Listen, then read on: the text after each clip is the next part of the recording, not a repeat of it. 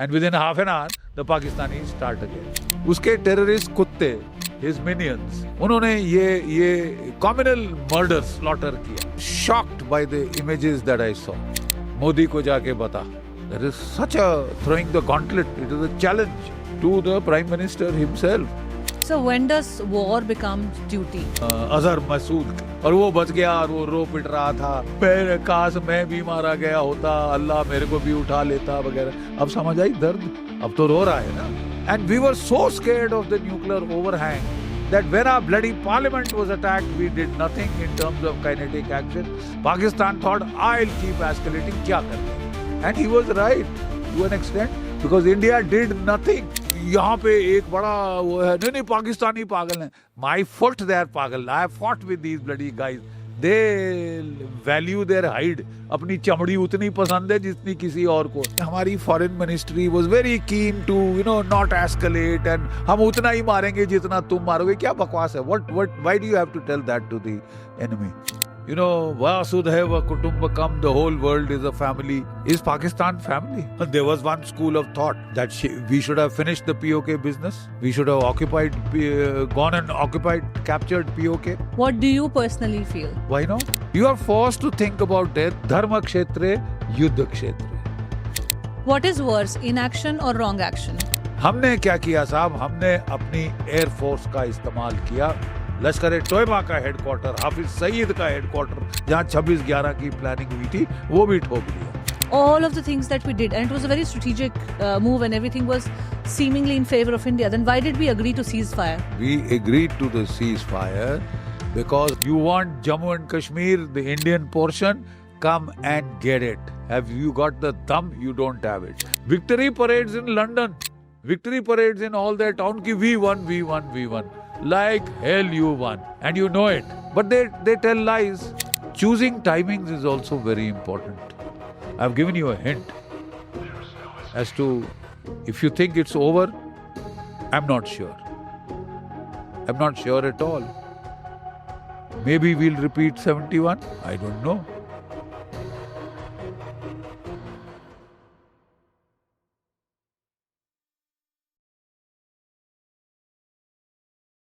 Namaste and welcome to the Journey Within podcast with me, Shobha Rana.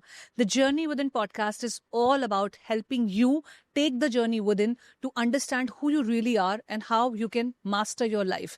To give you some really practical tools and perspectives that will help you kind of realign your life to the version that you expect to live as your dream.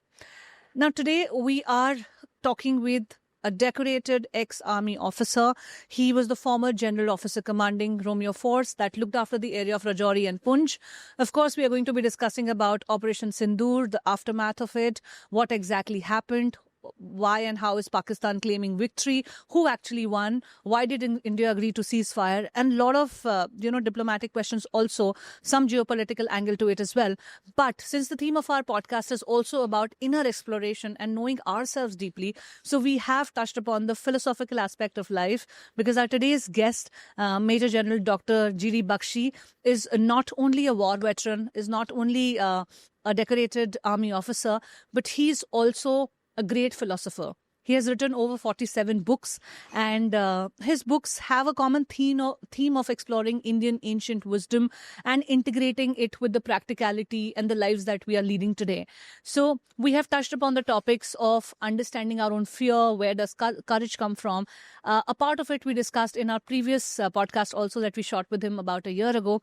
But today we kind of elaborated on those ideas, the definition of dharma and how can it be defined in 2025, the definition of peace, and how do we kind of manage our lives better with certain daily practices that can help us improve our lives. So do watch this conversation till the end, because it will leave you with many, many wonderful insights, and it will also leave you with a lot of encouragement. I think we all need it at this point. Now, let's meet Major General Dr. G.D. Bakshi on the Journey Within podcast.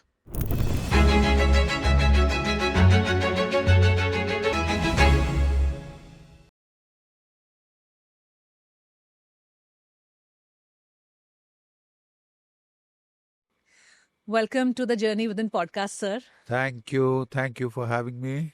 It is such a pleasure to meet you again.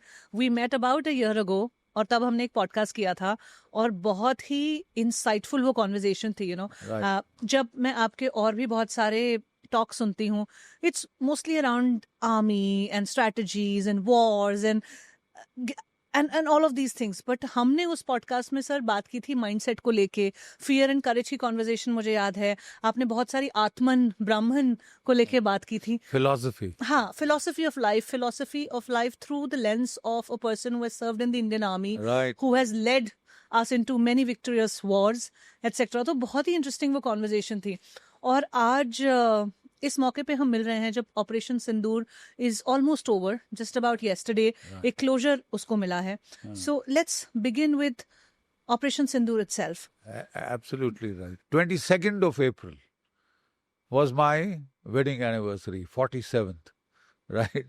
And we were thinking that with my children, grandchildren, and the larger family, we'll go out and celebrate, etc., etc. And suddenly we switched the television sets on, and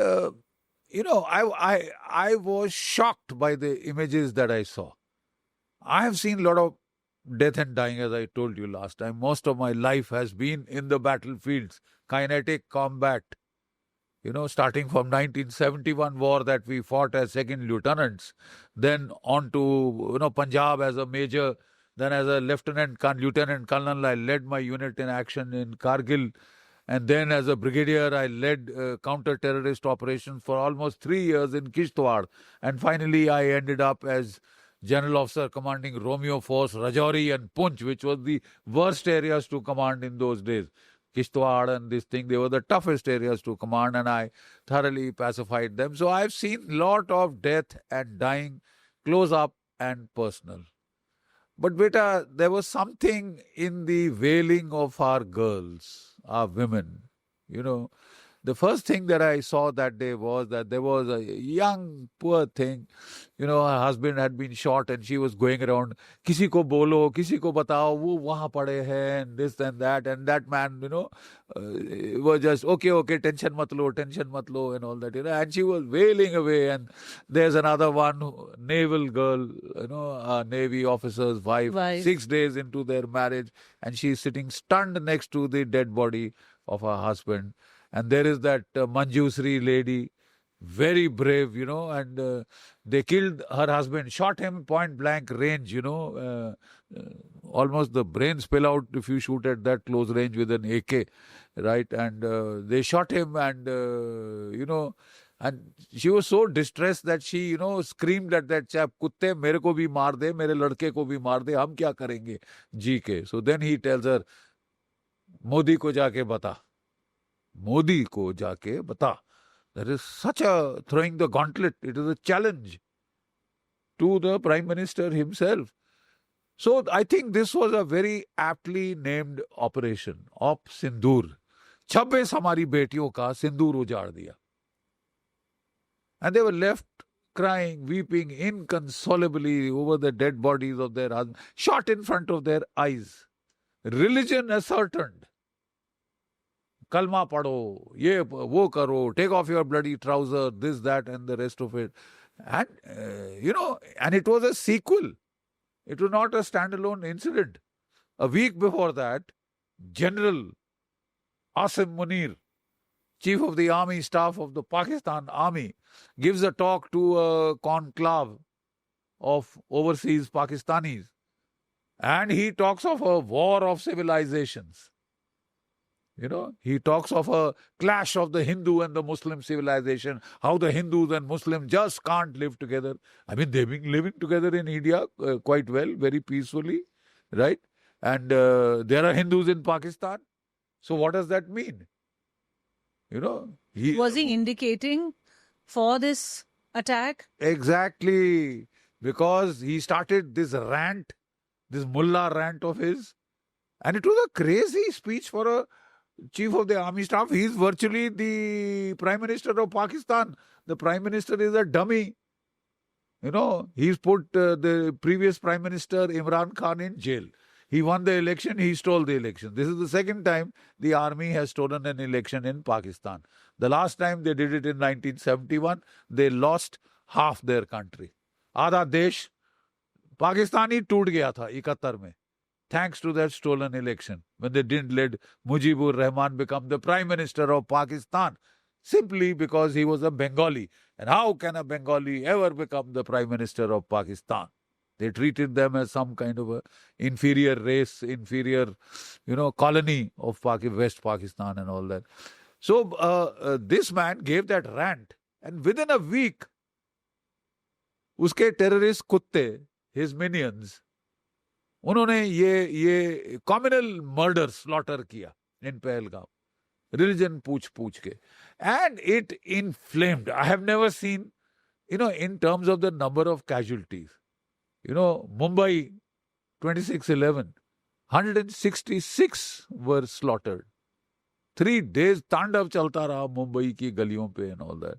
And they would have blamed it all on Hindu terrorists, had it not been for the Omle, who just with a bloody lathi, who grappled with Ajmal Amir Kasab, and he shot him, he riddled him with bullets, but he didn't let go. His story is also not well known, sir. He's not well known at all. Nobody knows that how he so bravely tackled a guy with a Kalashnikov, with just a lathi. And got laid down his life in the bargain, but held on to this guy in a vice-like grip, which he didn't let go even in death.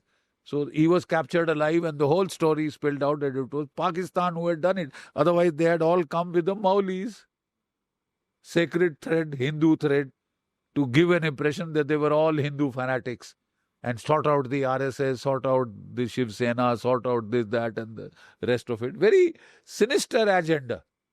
Very sinister agenda. And even this one was designed to trigger riots in India. Trigger riots. But one of the best things about Op Sindoor, it has shown the basic unity within our people in India and inside India. And for the first time, I've seen a hartal in Kashmir. Everybody shut their shops. They came on the roads. In protest against the terrorist killing of innocent Hindus. And there is the Chief Minister Omar Abdullah saying, I don't know, I don't have a face to face the relatives of these people. They came as our guests, and our people helped in murdering them, some of them. Killing them on the basis of religion, asking their religion. This is shocking. And the whole of Kashmir, there was a complete lockdown. There was a bandh in protest against the terrorists. This is a far removed from the earlier days, when their protests were against the security forces. Right. And what a change. So, the nation was outraged, and the Prime Minister was in Saudi Arabia. He rushed back. There were a series of flurry of meetings, and then they took their time to prepare and all that. And it was quite clear. You see, this is the Indian dilemma. Has been for 25 years. Now, 1998, India and Pakistan went nuclear, right? They both went nuclear, and there was nuclear parity. Now, there is a spectrum of war. At one end is nuclear, then conventional military operations, and then sub-conventional. Sub-conventional means terrorism, insurgency, etc. They come at the lower end. So, Pakistan's entire thing was, their entire strategic design was कि यार we've got you where we wanted. अब दोनों देशों में nuclear parity है. You dare not use your conventional force. आपकी जो conventional military power है, आप हिम्मत नहीं है आपकी कि आप उसको हमारे खिलाफ इस्तेमाल करो. We'll go nuke. We'll nuke Delhi. उड़ा देंगे तुमको भाप में. ठीक है. Another thing, ये भूल गए कि हम तुमको 10 गुना ज्यादा उड़ा देंगे, because our warheads are bigger, kiloton age-wise, and we've got more warheads than you have. But anyway. Sir, one is, what has one got? आप कह रहे हो हमारे warheads are 10 times bigger, and all of that is true. But one is the who wants to use what at what time. So what has India's strategy been over the years, and how has it evolved? Exactly, what have you seen? Exactly. We've always had these the capacity of ours was always bigger than Pakistan. Absolutely. Military capacity, conventional. But what are our guiding principles? Do they allow us to go, berserk like that, the way their policies are? Look, I think you hit the nail on the head. The central dilemma of Indian strategic thinkers was, how do we deal with the nuclear overhang? We can punish Pakistan because our armed forces are bigger, stronger, better equipped, mostly. Except in a few little fields where China has helped them, right? But we can't bring this power to bear against Pakistan because Pakistan has got nuclear weapons. Israel can hit at will. उसको Hamas, Hezbollah, हाउतीज का band बजा दिया है. 2.5 साल हो गए हैं and it is still on. They lost 1,700 Israeli Jews were killed. They were also killed because they were Jews, right? And they have in return about 270,000 of these people are dead and counting. Their advantage is, I would say, they don't have to face a nation state armed with nuclear weapons. We have to. And therefore, it constrains our choices. And we were so scared of the nuclear overhang that when our bloody parliament was attacked, we did nothing in terms of kinetic action. We just postured. We put the whole army forward, kept it for, 1 year. ऐसे ही, laid mines. 1,100 soldiers were killed lifting those minefields. I mean, those some silly actions that we took at that time.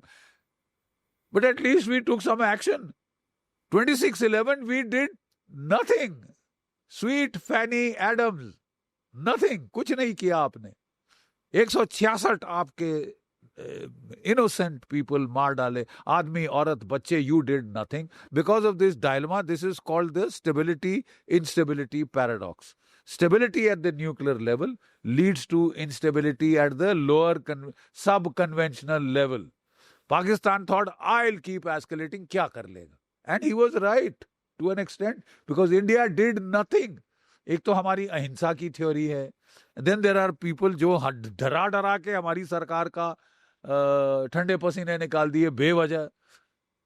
After all, haven't we called their nuclear bluff now? It should have been called long back. You see, when there is, यहाँ पे एक बड़ा वो है, नहीं पाकिस्तानी पागल हैं. My foot they are पागल. I have fought with these bloody guys. They value their hide. अपनी चमड़ी उतनी पसंद है जितनी किसी और को. ठीक है? And I keep saying a rational state actor जो है, वो कभी न्यूक्लियर हथियार नहीं इस्तेमाल करेगा. क्यों? जब उसको पता है, अगर केवल उसके पास होती तो उसने 10 बार इस्तेमाल कर दिया होता. वो ऐसे लोग हैं. बट जहां उसको पता है कि यार मेरा भी घर उड़ जाएगा बाप में. जनरल आसिम मुनीर बड़े भारी पैलेसियल बंगलों में रहता है. नौकर चाकर, बैटमैन, वेटर, लिवरीड, ये वो, मर्सिडीज कार्स वगैरह वगैरह. ऐसा आदमी न्यूक्लियर बटन नहीं प्रेस करेगा क्योंकि वो उड़ जाएगा. What was the first act that he did? अपनी फैमिली को भगा दिया यूनाइटेड स्टेट्स में कि कहीं ठोक ना दें भारतीय, मेरा घर शर्त सब उड़ा दे वहां पे. ऐसा आदमी न्यूक्लियर वेपन नहीं चलाएगा. I mean it's as simple as that. So मैं कह रहा था कि this time India has been struggling how to overcome this dilemma कि भाई ज्यादा मार दिया तो न्यूक्लियर हो सकता है, बर्बाद हो जाएगा साउथ एशिया. नहीं मारा तो हमारे लोग मरते जाएंगे, सरकार की कन्नी कटेगी, सबके सामने नाक कटेगी, दुनिया के सामने की कुछ नहीं. इतना बड़ा देश और सिर स्वाह नहीं कर पाया. पार्लियामेंट अटैक होगी, कुछ नहीं किया. 166 मार दिए. मुंबई में आके 3 दिन तांडव किया, कुछ नहीं किया. पठानकोट कुछ नहीं किया. ठीक है, कहां से करना शुरू किया? जब ये सरकार आई 2016 उड़ी, 19 मारे हमारे फौजी, आग लग गई थी टेंट में और वो बेचारे जल के मर गए. 19 mass casualty strike. So we decided to hit back in a very restrained manner. और ज्यादातर एम्फोसिस तब भी था, डर डर के कर रहे थे कि एस्केलेशन ना हो जाए. तो इन्होंने टेरर ट्रेनिंग कैंप्स हिट किए just 3 to 4 kilometers across the line of control. 40 मार के हमारे special forces came back without a scratch the next morning. 40 मार दिए सोते सोते. ठीक है, टेररिस्ट. और इनको बोल दिया देखो केवल तुम्हारे टेररिस्ट मारे हैं. So that was a strategic signalling. 1-1.5 साल कुछ नहीं हुआ, चुप रहा. फिर चुलबुली. फिर बोला अरे भाई इतना ही करेगा ये तो हम सह सकते हैं. ठीक है. और फिर साहब इसने क्या किया, पहले पठानकोट किया, उसके बाद पुलवामा किया इसने.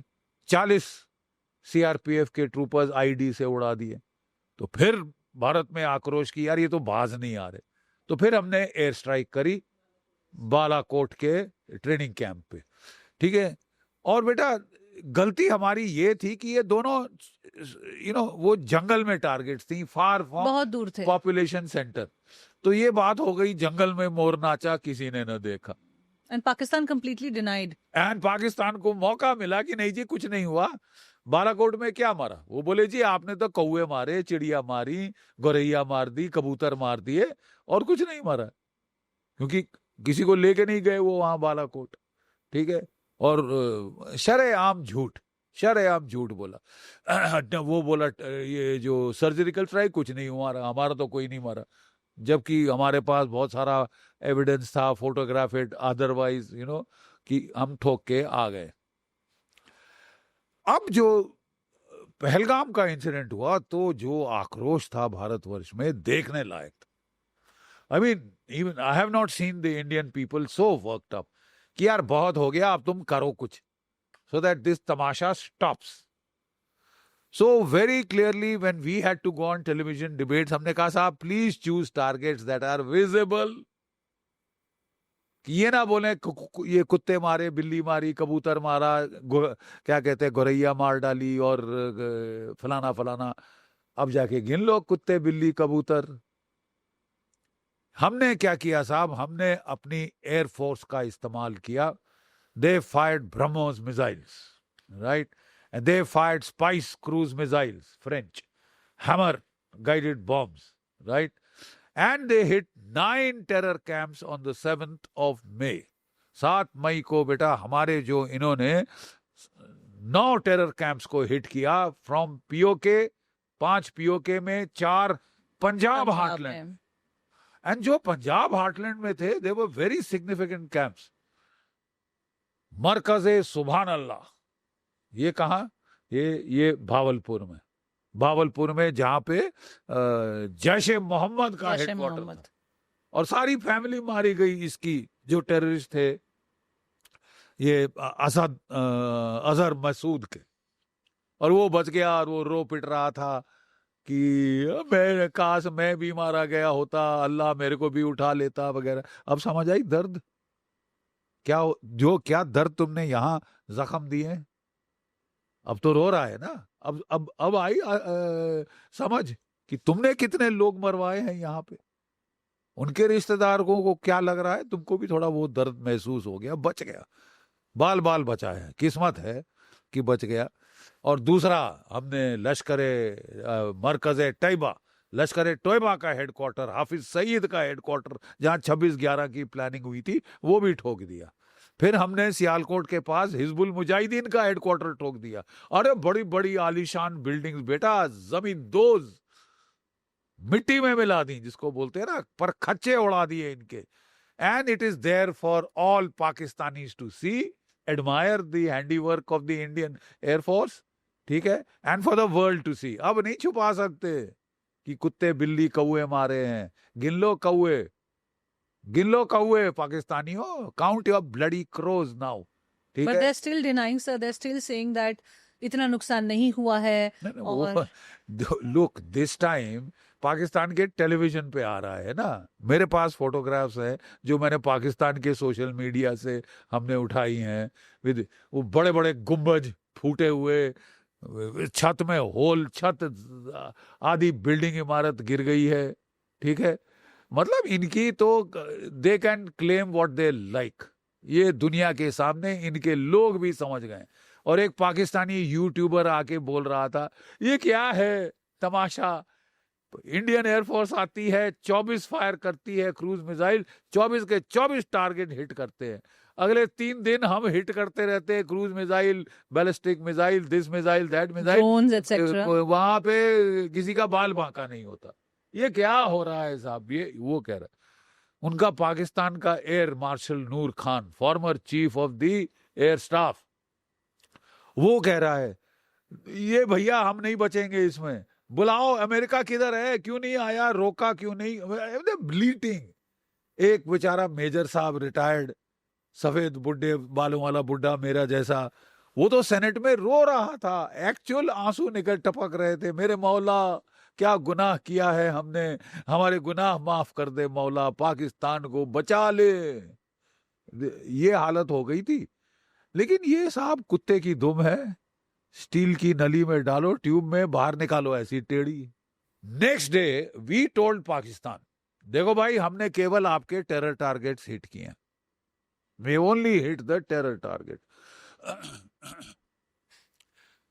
दे try to, we are giving you an off ramp, अभी भी मान जाओ हम यहां छोड़ देंगे, प्रोवाइडिंग यू बेव, but if you want to escalate you will get it right back. ठीक है। और तब भी हमने देखा कि हमारी foreign ministry was very keen to not escalate, and हम उतना ही मारेंगे जितना तुम मारोगे। क्या बकवास है? What why do you have to tell that to the enemy? We leave it to the military professionals. हमारी मिलिट्री ब्रीफिंग भी पहले दिन तो हमारे फॉरेन सेक्रेटरी ने दी, 2 दिन उन्होंने मिलिट्री ब्रीफिंग दी, जब हम लोगों ने हाथ पैर जोड़े, यार please get the professional, this is a war, and as per the union war book it is the Ministry of Defense which fights the war, not Ministry of External Affairs, ni civilian superior. Of course, civilian superiority. Ministry of Defense is not a civil organization. क्या मतलब? There are standard SOPs. Don't reinvent the wheel with each conflict. Standard SOPs, वो Military Operation Directorate, Air Ops, Naval Ops, MEA, MOD, they all come and they give a joint briefing so that all aspects are covered, and the military professionals cover the military aspect. उन्होंने तो air vice marshal Aurangzeb, quite a smart fighter pilot, और वहां पे ही was trying to impress the local Pakistani media girls with lot of jargon. We have used multi-domain operations, and we have selected the center of gravity, this, that, You can impress the girls there. You don't impress professionals there. Where are the radar tracks? They claimed 5 जहाज मार दिए, ये मार दिए। अरे you heard of a guy called Mungeri लाल के हसीन सपने? आप जो भी मर्जी ड्रीम करो, show us the proof, show us the bloody evidence that आपने मिला। Where are the radar tracks? And then India also uses, as it has now come out, we use decoys. We use these pilotless aircraft, लक्ष्य बोलते हैं उसको, which can imitate the electronic signatures. तो ये बड़े शान से कह रहा था, Chinese had given us an electronic library of the electronic signatures of every single Indian aircraft. So we could know which was there. तो हमने देखा कि Su-30s आ रहे हैं, और MiG-29s आ रहे हैं, और ये आ रहे हैं Mirages, and also the Rafales. तो we focused on the Rafales, और हमने 3 उड़ा दिए, कभी 5, कभी ये, कभी बकवास। तुमने क्या मारा है? You don't have any carcasses because our aircraft did not cross the LOC or the international border. They didn't have to. They have missiles with 300-400 kilometers range. So from our side, they can shoot you. Why should they? They don't need to enter Pakistan. And they destroyed every single target. Your television was showing that. So he started giving that song and dance about this thing, that thing, and gave a very slick PowerPoint briefing.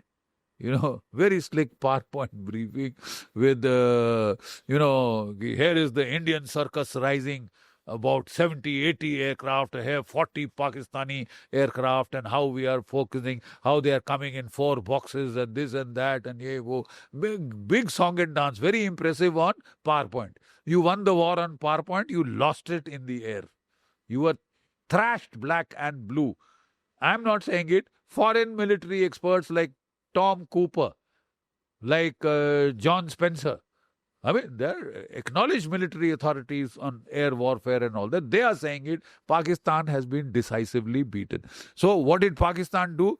The next day, instead of de-escalating, they fired off 3 to 400 drones on Indian targets from Kashmir to Kutch. Activated the entire frontier. So they escalated horizontally as well as vertically. Vertically by hitting military targets. We had hit only terror targets. In India, there are no terror targets. So they started hitting the military targets and civilian targets. They aimed at the Golden Temple. It is a remarkable feat of our air defense that every single missile, every single drone was shot down. And they were saying that India has attacked Golden Temple on its own. You know, I mean, you can't get more zany, bizarre that India will attack its own Golden Temple. Are we nutcases like you? We don't We've been drink so much preserving whiskey. it, we've been maintaining it for years, and it You know, holds a great significance for because us, they wanted to start, that kind of communal clashes, Hindus versus Muslims, which they Hindus tried with versus Pahalgam Sikhs, attack and this also. and that. So that was their aim. So the first day they launched this barrage of, missile. We've had a revolution in military affairs, and on that we can talk later, in which our drones have created a revolution, and our air defense system. has created a RMA. Air defense the world over, there has been a RMA. What in is Russia, RMA, sir? Ukraine, and RMA means Revolution in Military Affairs. RMA. And what does that define that for us? An RMA means that it is such a quantum jump, such a major change in the nature of war because of a new kind of weapon systems, that there is a total revolution in the way wars are fought. Which It is changes largely the air way defense based. wars are fought, It changes the way wars are fought. And this time it is a very high-tech war that we fought based upon our power of our air defense and the power of our drones and our precision-guided munitions. From 300 miles you can hit poop off and target with 1 meter, circular error of probability, CEP. That means wherever you fire, that missile will hit within 1 meter of that target. ये इतने में वो cruise missile hit कर जाएगा with 300 kg of explosive. That is the BrahMos. precision level. That is the precision level thanks to our Navik. 12 satellites we put up to cover the whole of Southeast Asia. And it is this, we don't use GPS. We did not use GLONASS. The Chinese have their own satellite guidance system, Bidiao. But ours is the best. And nobody else knows the frequencies. The whole world knows about GPS. And in wartime, America denies GPS. In Kargil war, they denied us the use of GPS. They blocked it for us. So this time we did it on our own, technological marvel. And they tried to, the first day they probed almost all the drones, 400 drones were shot down. Next day they came again with drones and loitering munitions and some missiles. They launched an initial probing attack. Almost 90% shot down. And then the third day they came with tactical ballistic missiles. Gauri 1, Gauri 2. And Gauri 1 has a range of 700 kilometers. It has a warhead of 750 kilograms. And it can carry both conventional and nuclear warheads. Now this was a very dangerous move by Pakistan. How do we know it's carrying a nuclear warhead or a conventional warhead? We'll find out only when. And it was aimed at Delhi. It would be too late to find out whether it is a nuclear warhead or a conventional warhead. So we had to take action. That night, 9th, 10th night, 10th morning, we hit out of 12 Pakistani air bases, 11 air bases. निस्तना भूत कर दिया उनको, band से band बजा दिया. We hit their radar sites. We sent these pilotless aircraft, dummy aircraft, so they opened up their frequencies. And then we sent radar homing, Horop, Israeli drones, kamikaze drones, and doom, and blasted. They hit their 4 radars, knocked out. Their Hong HQ-9 Chinese surface-to-air missiles, we hit their bloody radars, knocked them out, hit the missiles, hit them out of this thing skies. So what were you boasting of the first day? If you were so good, why didn't your Air Force, why was it not able to stop a single attack on the terror camps? Why was it not able to stop a single attack on its 12 air bases? Where we blew the command and control centers, we blew up their radars, we blew up their missiles. And when they fired their P-15 missiles, we were able to jam them. You've seen in Punjab, littered. And they have gifted us pura missile, which didn't explode. Now we can open it up at this thing, learn its frequencies. Chinese, it was a PR disaster for the Chinese military equipment, right? Then we hit their nuclear weapon storage sites in the Kirana Hills and in the Chagai Hills. Is it before they use it against us? Let's just destroy. And a very, very excellent tactic was used. We don't have that kind of bunker buster bombs, mother of all bombs that the Americans have, which can go in very deep and destroy underground tunnels, etc., with which they are planning to hit Iranian nuclear capabilities and all that, But we just hit their entrance and exit of the tunnels. What a smart move. And inside some of the nuclear warheads cooked off. There was no nuclear explosion, but they cooked off, And when you have a radiological cook-off, that whole bloody area becomes radioactive. Now nobody can enter that bloody cave and take out any of those. I thought it was the people in the world are amazed. Look, Israel and America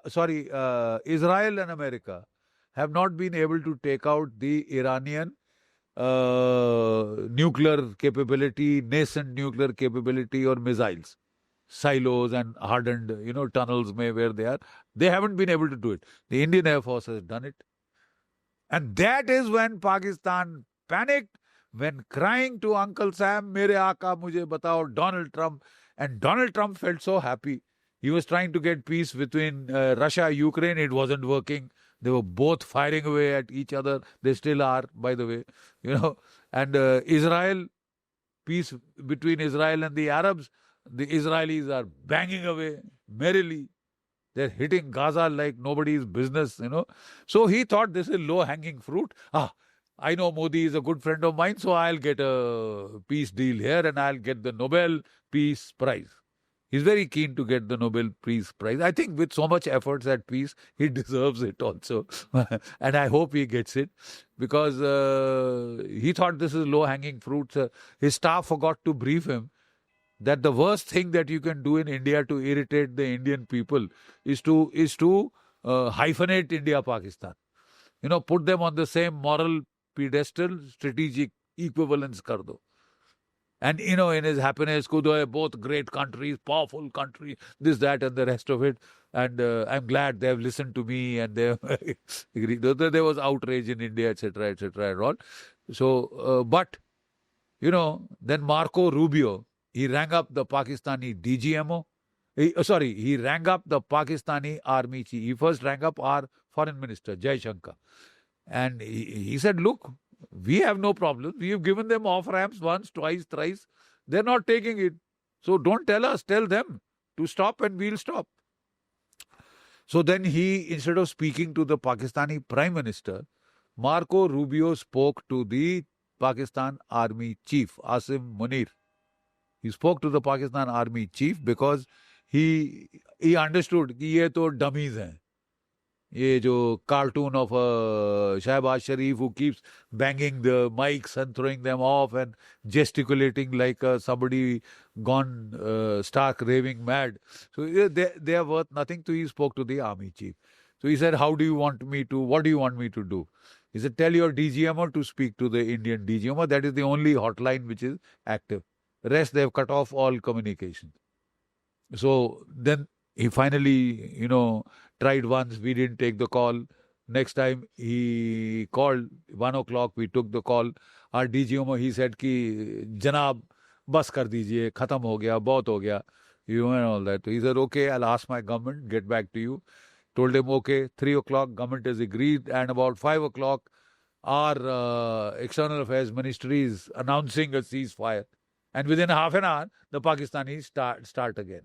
So once again, there is outrage कि ये तो कुत्ते की दुम है, सीधी नहीं होगी, और मारो. And there is a strong lobby in India, strong school of thought, mostly veterans, कि we shouldn't have let them off the hook in such a hurry.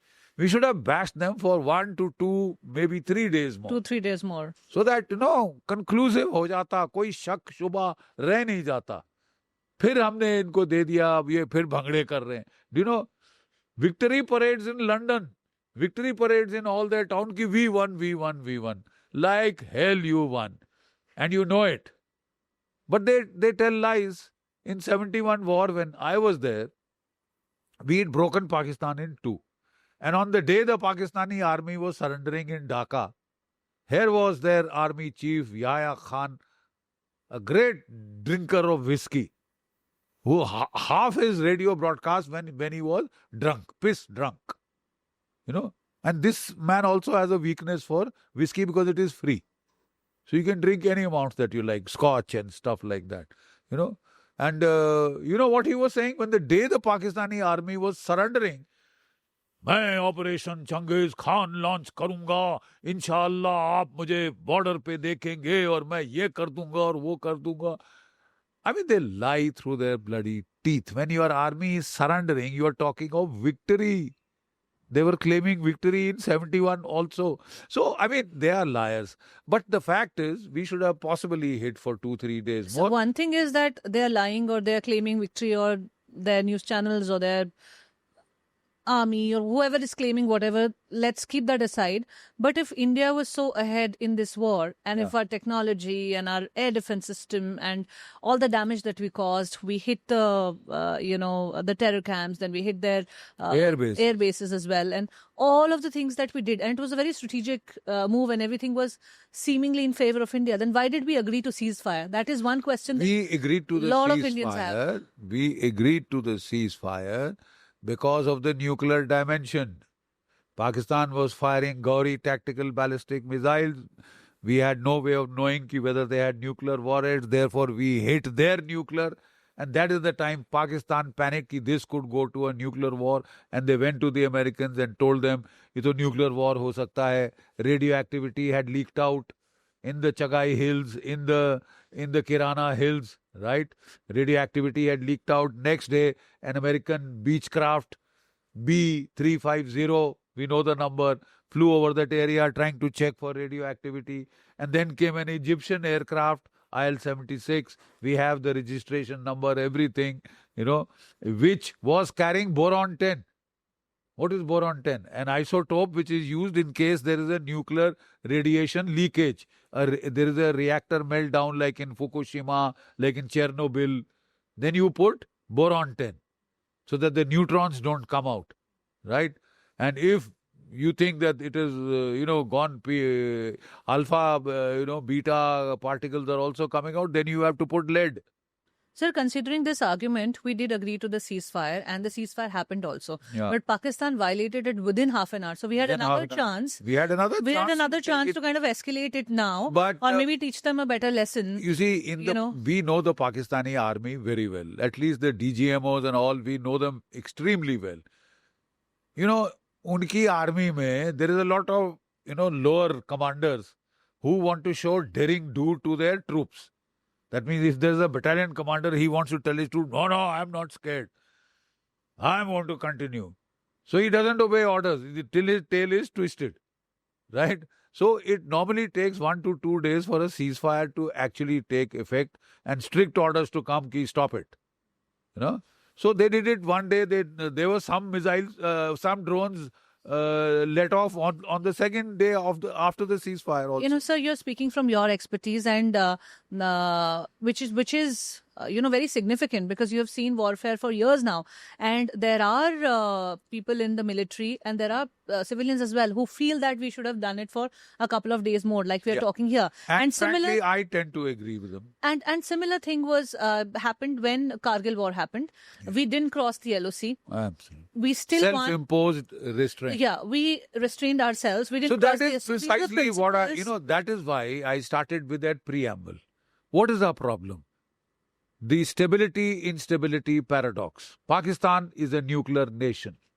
No enemy of Israel is a nuclear nation.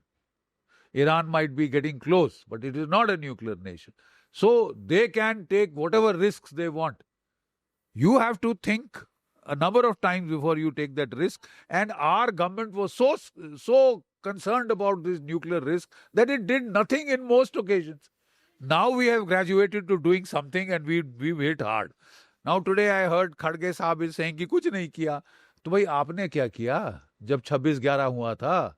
इन्होंने तो फिर भी 3-4 दिन रगड़ दिया है, अच्छी तरह से मारा है, एयरफोर्स इस्तेमाल करी है, आर्मी की heavy guns, स्मर्च multi barrel rocket launchers इस्तेमाल किए हैं, पिनाका इस्तेमाल किए हैं, मीडियम गन्स से ठोका है. यू सी आपने क्या किया? आपने तो जीरो किया ना, जीरो अंडा. I remember, sir, 1999 में जब कारगिल हुआ था, I was very young then, and we used to read it in the papers and we used to watch it on the television, और बहुत ज़्यादा coverage हो रही थी. It was a revolutionary war in its own kind कि उस time पे media coverage बहुत strong हो गया था. The media was also evolving at a very fast pace. बहुत सारे private network channels आ गए थे. There was a lot of information that was coming to us as civilians as well. And 1998, उससे एक साल पहले ही nuclear, both countries went nuclear, right? Pakistan and India both went nuclear, and it happened right after that, the Kargil war. Right. Kargil war के time पे चलिए समझ आता है कि हमने 1-2 दिन और वहां पे, या फिर हमने एलओसी क्रॉस नहीं किया, या 1-2 दिन और एस्केलेट नहीं किया. वहां पे भी एक कॉमन फीलिंग थी. I remember We should have crossed the border. We should have. I was still in school, और इस तरह की conversations used to hear our fathers and वही है. talking this. हम लोग भी तो एक्सपेरिमेंट कर रहे हैं. हाँ. हम लोग भी तो पुश करके देख रहे हैं कहाँ तक जा सकते हैं, कहाँ तक जा सकते हैं without the nuclear threshold being crossed. ना एक इवॉल्व होना शुरू हुआ स्ट्रेटजी में. What I am seeing as a young girl who was pretty young at that time. वहां से फिर उसके बाद जब आपने बताया कि पार्लियामेंट अटैक हुआ, उसके बाद फिर उड़ी हुआ, पुलवामा, पठानकोट, धीरे धीरे we saw that our restraint is coming down and we are kind of now in a mode to strike back. And we are each time striking back harder and harder. So one thing that I would like to tell you, which is very important, and the discussion on Op Sindoor won't be complete. We haven't given a ceasefire. We have said this is a pause. Now, when I was fighting the Bangladesh war, in March, Mrs. Gandhi had called Field Marshal, then General SHFJ, Sam Manekshaw. So, Sam, I want you to move in. And he said, Madam, that means war. And she had said, I don't care. I've got 10 million refugees to feed. How long will I feed them? I want to push them back into Bangladesh, let them feed their own people. It'll destroy our economy. So, he said, Madam, you order me to go in now, I will go in. But I cannot promise you 100% victory. She says, why? इतनी तगड़ी army, ये वो सब कुछ दिया तुमको, और you are saying you can't give victory. He says, Madam, the monsoons start in Bangladesh in the month of April. This is end March. So when I start moving my troops, my tanks, my trucks, my guns will bog down. Everything will become कीचड़ and slush. कीचड़ slush बन जाएगा. और जो cloud cover है, my aircraft will not be able to see my ground troops and support them. So I'll go in if you want now. उसके बाद September, October में Himalayan passes open. And the Chinese can come in. And we'll be fighting two front war. ठीक है? So she said, Madam, allow me to go in the month of December, and I promise you 100% victory. Ground will harden, snow will close the Chinese passes. Even if they want, they cannot intervene because of the snow. They can't send any major incursions across the Himalayas. And I will guarantee you 100% victory. It is to Indira Gandhi's credit that she understood this man was talking this thing. And he even told her, Madam, but should you want my resignation? Tell me whether I should put it on mental grounds or physical ground. I have gone insane or whatever. So then she said, okay, Sam, do it your way. And he did it his way. He attacked 9 months later in December of 1971. And in 13 days, Pakistan was broken in two, right? We had reached Dhaka, the capital city, ensured regime change, 93,000 prisoners of war. The biggest mass surrender after the Second World War. That is how it was. And we had brilliant service chiefs. Sam Manekshaw, Sam Bahadur. There was Admiral Bulldog Nanda, bomber of Karachi, right? And there was Air Chief Marshal P.C. Lal, one of the most professional, brilliant air chiefs we had. They gave us a brilliant victory because we worked towards, prepared methodically, slowly.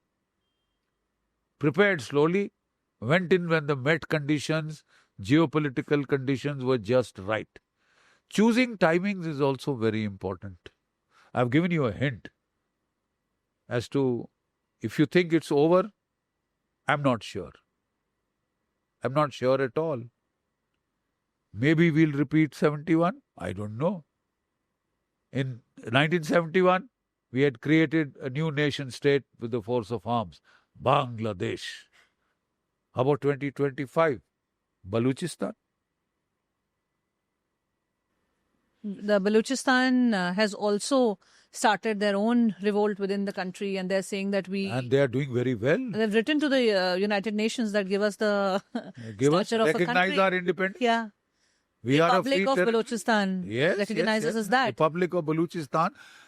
They have attacked Quetta, the headquarters of Baluchistan FCNA. They have all the roads they own. Nothing moves. वो checking करते हैं roads पे. जो Pakistani soldier ISI मिलता है, they blow his brains out. Right? They blow up their vehicles, they blow up their trucks. The town of Kalat has been freed. Another town next to it has been freed. 60% of Baluchistan, the Pakistan army writ does not run. And when we activated the borders, eastern borders of Pakistan, Pakistan was forced to take out its 33 Infantry Division, 40th Infantry Division, which was in the area of Baluchistan, etc., etc. They've all had to come to the border. So they have had to uncover the Baluch fighting areas. So Balochistan is anyway asking openly India for help to intervene in the matter and get them recognized that as Republic of Balochistan, an independent country or state. If of its own. Pakistan can keep intervening for the past 75 years in Jammu and Kashmir, including militarily, I think it's time that we paid back that compliment. So what is going to happen with the Jammu and Kashmir area now? After this war, what is the aftermath of it? Nothing. It is going Jammu to and remain as Kashmir is, or are we now- going to claim it back? Jammu and Kashmir is now irrevocably a part of India. You want Jammu and Kashmir, the Indian portion, come and get it. Have you got the dum? You don't have it. Now the only question is POK. वो कब वापस दे रहे हो? Illegally occupied. That is the only question in Jammu and Kashmir. And the other question that we could discuss, if ever the Indian government decides to talk to Pakistan, right now they have said terror and talks don't go together. Till you behave, there will be no talks. There will be no water. Blood and water don't flow What is together. our present take on POK in the aftermath of Operation Sindoor, in this war that almost went nuclear, in this war that had its own geopolitical scenario to it? It had Trump intervening and all the, what I should say, diplomacy to it and the war angle to it and the military angle to it. What are we doing about the POK now? There was one school of thought that we should have finished the POK business. We should have gone and occupied, captured POK. That was a school of thought. Whether there was something What behind do it you or- personally feel? Why not? Why not? You see, you have to manage your nuclear escalation. You have to have escalation dominance. And if you can create that escalation dominance, if you can block all his nukes, one thing is clear. He fires missiles, our S-400s and our Prithvi point defense systems, ballistic missile defense systems, will intercept almost every single missile. Okay? If he tries to give toss bombs, nuclear toss bombs by the aircraft, we blocked almost the whole of Chagai and those warheads are gone. India has no first use policy when it comes to nuclear weapons, right? And Pakistan has no such policy.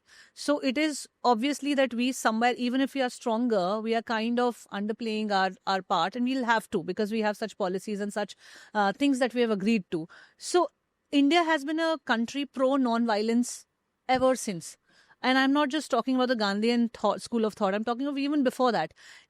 If you talk about even Mahabharata for that matter, if you talk about Ramayana for that matter, they fought for righteousness, not to win over somebody or to claim someone's land, money, power, etc., etc. So tell me, how have you seen the war strategies or the war mindset evolving over the years? You have studied so many ancient texts. You speak from Indian wisdom. So tell me, when does a war become inevitable?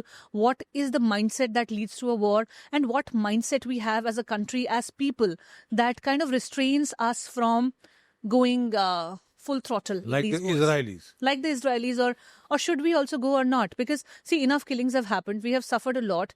A lot of people have died, and there are wars, or there are attacks where we have not responded, and our people have been killed. So for how long do you think this will go on like this? That's a very, very troubling question in India. You see, we have a philosophical legacy of ahimsa, non-violence, panchashil.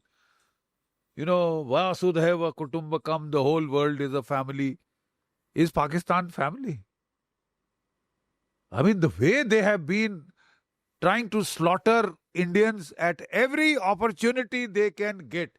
You are peaceful, we are kind-hearted, we are ahimsa. Hum cheeti bhi nahi marte, yaar. I was taught even as a kid, yaar, if you see an ant going there, just step the other way. Don't kill it. Wo karma ho jaa. It's evil karma. It's bad karma. Sometimes the ant will come and step over you in the next life, So, I mean, we had that, ki don't do unto others as, you would be done by. Yeah. So, the simple fact is that because of this ahimsa mindset, because Ashoka, the Mauryan Empire first unified India. Chandragupta Maurya, military power with Chanakya as his national security advisor. But Chanakya was pro-Danda, sir. Of course. He said punish. He said punish. He but said what happened when... non-violence is not something that I What practice. happened when Ashoka came? After the Kalinga war, he was firstly called Chandashoka. He was even he killed his brothers and cousins and everybody for the kingdom, and he was like typical warlord, emperor. And then he attacked Kalinga, Odisha now, and slaughtered the people there and all that, you see. And then he had a change of heart. He became Buddhist. He became Priyadarshi practitioner.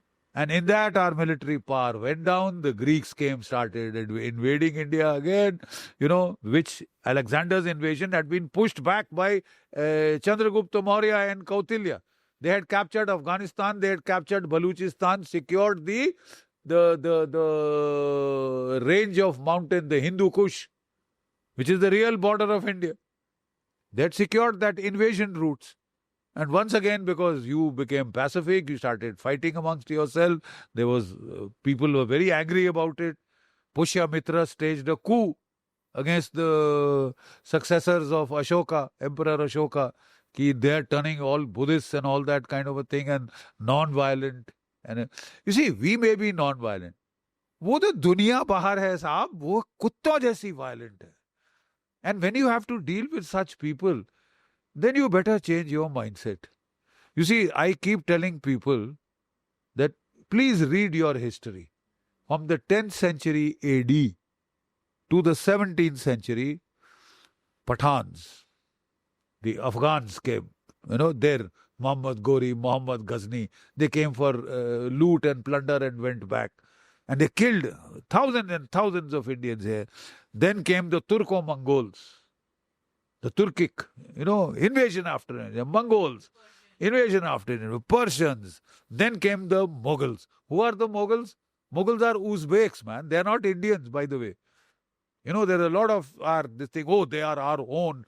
They are the greatest. The only history that we need to remember is the Mughal history.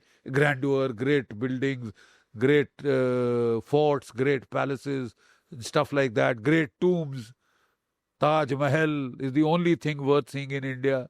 The rest is all poppycock, nonsense. They are Uzbeks. They are foreigners. And do you know that from the 10th to the 17th century, 100 million Indians were slaughtered. Hindus were slaughtered. We talk of a Jewish Holocaust. How many is the number, it is terrible, but it is 6 million. Now compare 6 million with 100 million. What have the Israelis learned? तू हाथ लगा के देख, तेरे हाथ क्या मुंह नाक पांव टांग सब तोड़ देंगे. We'll hit you back so hard that you'll regret that you tried to mess with us.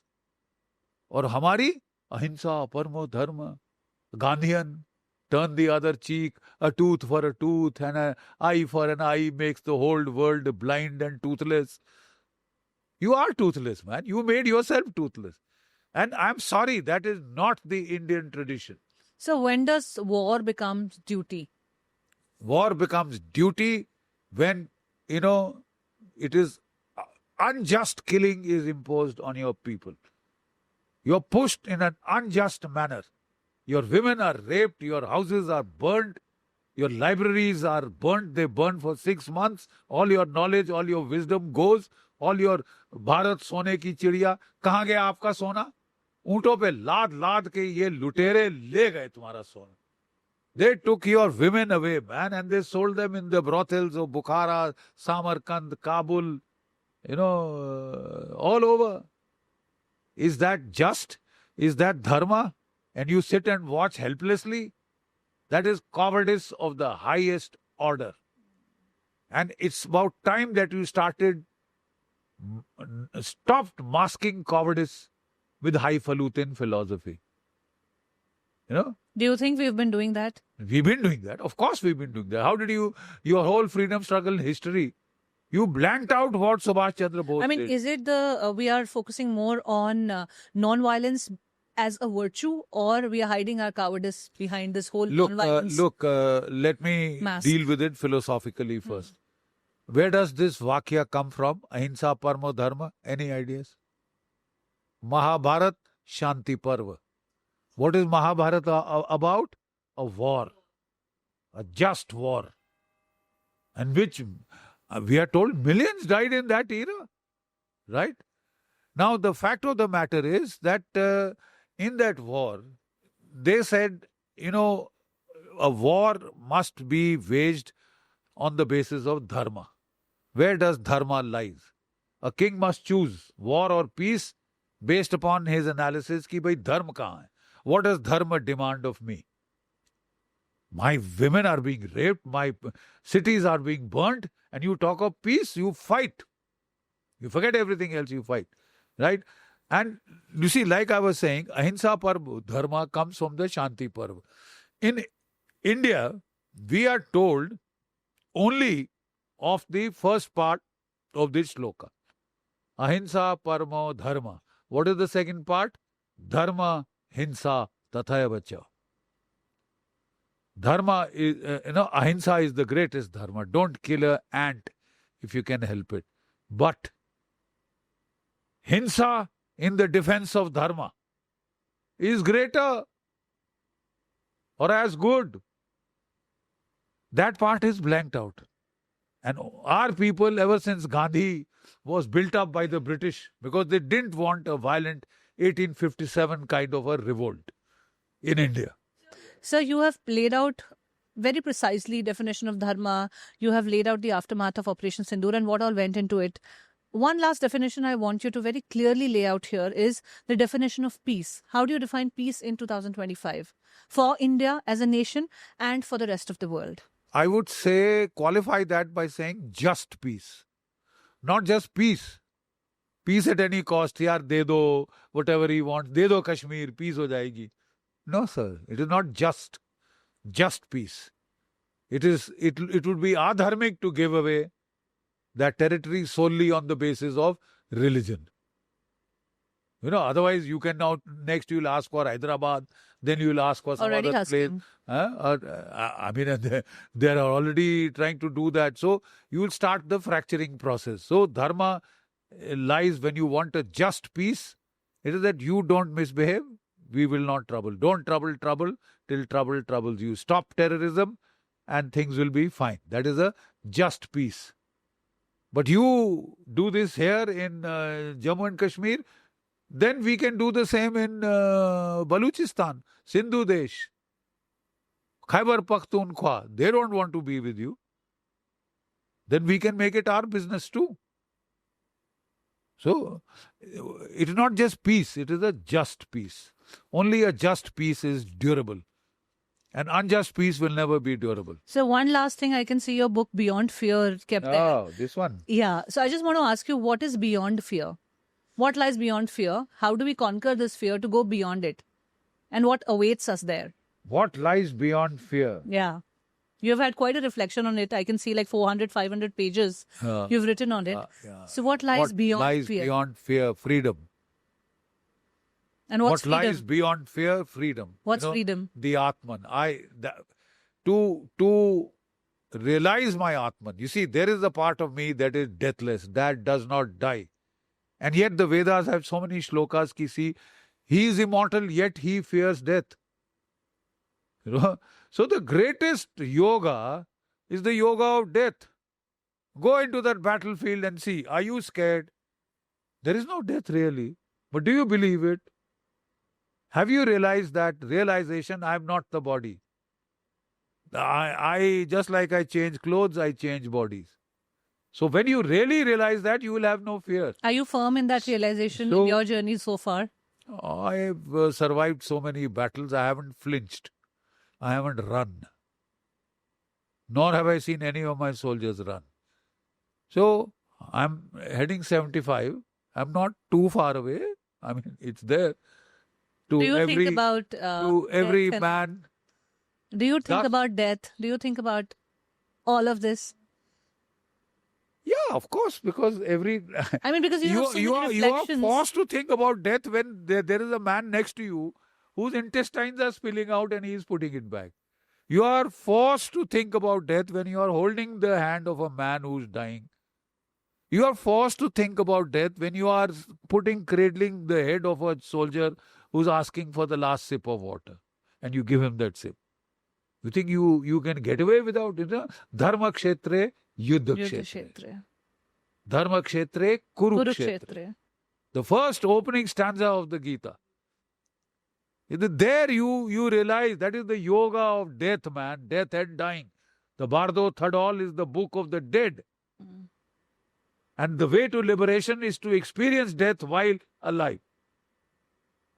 And grow beyond that fear. There are so many cases of out-of-the-body experience. Once you have an OBE, you think you'll be scared of death? Did you use spirituality as a tool to kind of cope with all that you have seen in a war that you're describing? Spirituality is the greatest tool to overcome the stress of the battlefield, death and dying and wounds. And it has been used since the Mahabharata and earlier. So what is that one message that you want to give to the youth today? Because you've written Beyond Fear. And there are so many fears that we are dealing with on everyday basis. Fear as little as about what to choose, how to face your parents, how to show up in a relationship, how to show up at your work, what to do, and all of that, I think we are fear-ridden now. So what do you have to say for that? You are dead right. And the one touchstone, one acid test, whether you are right or you are wrong, anytime you take the counsel of your fears and act from fear, you are wrong. You are not doing the right thing. Overcome your fear. You stolen, you flicked some book or something, and you got the fear, yaar, main bolunga, log kya bolenge. No, I'm sorry I did it. Your book is back. overcome fear in everything. You are going for an exam, and आपको ये डर बैठ जाता है और मैं fail हो गया तो क्या होगा, like we discussed the last time. And fail, you will fail. You will bloody well fail. I start a business, I take loans, bank loans. My mom sells her jewelry, pawns her jewelry to get me to and I have the fear, what if this fails? How will I pay it back? My house is mortgaged, this thing. If you act with fear, you are bound to fail, because fear brings failure. Fear brings death. Fear also brings inaction. And fear brings inaction or wrong action. Wrong action. Fear brings wrong action. You see? What is worse, inaction or wrong action? Inaction. Inaction is worse. It's worse than wrong action. So it's better to make a wrong move and maybe learn from it. Learn from it, learn your lessons. As long as you learn your lessons, as long Than as do you, nothing. Realize. But inaction, to it is, as the Lord says in the Gita, Arjun, nobody can stay without action. तू समझता है कि तू चले जाएगा एक झोपड़ी में बैठ जाएगा, बोले I will not act, I will not do anything, मैं कुछ गलती नहीं करूंगा, उसमें गलती नहीं होएगी, नहीं हो सकता. तेरे को फिर भी अगर तेरे को बहुत भूख लग गई तो you may have to kill a deer. Action. Sir, I wanted to pick up from your brains about this ancient wisdom that you stitch with storytelling so beautifully to give the philosophical and the psychological aspect and concepts. Because you see, the essence of Hinduism is experiential spirituality. There is a beautiful shloka word, aham brahmasmi. Is it a realization? The day it becomes a realization, then it is true. Otherwise, it is just a word, shabda jal hai. ठीक है? And therefore, when you realize, then you can put it in a manner that, you see, touches the other. Because I have faced death not once. I would say more than 100 times. I've faced death. I've been near death. Every time I used to go on those roads and they were looking for me because I was the sector commander, to ambush me or to put IEDs. I was dealing with death. To one side was a mountain, 1,000 feet, 2,000 feet high, narrow road, and the other side was a gorge of the Chenab, 2,000 feet below. If they had blasted, my gadi would have gone like this, no question of survival. So we used to keep tensing at every mode, ki ab fire aaya, fire aaya, fire aaya. I mean, that means thousands of times that I have faced death. And one thing that I learnt is, वो samurai को बोलते हैं, the safest place is under the sharpest edge of the enemy's sword. If you want to be really safe, you have no fear and you charge. जहां डर लगता है, go for it. Do the opposite. Firstly, it will confuse the enemy because he expects you to be normal, to duck, to hide, to cringe, to move away. The Israeli commandments, they start with, for young officers, attack, attack, attack. In the attack, risk, risk, risk. Third commandment, remember the nearest way to safety is always via the enemy's hill. When in doubt, hit out. A way of life beyond fear. So the important learning here is that the only way out is through. The only way out is to overcome your fear, fear of failure, fear of being, facing shame if you've done something wrong. Open it, admit it. वो बोलते हैं ना, confess. The Christians use that confession to untie their knots To of liberate guilt. themselves. To liberate themselves from that guilt. So, fear. Any action motivated by fear is a wrong action. Simple rule. Any action that you do from underlying fear is wrong. And any action that makes you fearless expands you. Because there are self-transcending emotions and there are self-assertive, limiting emotions.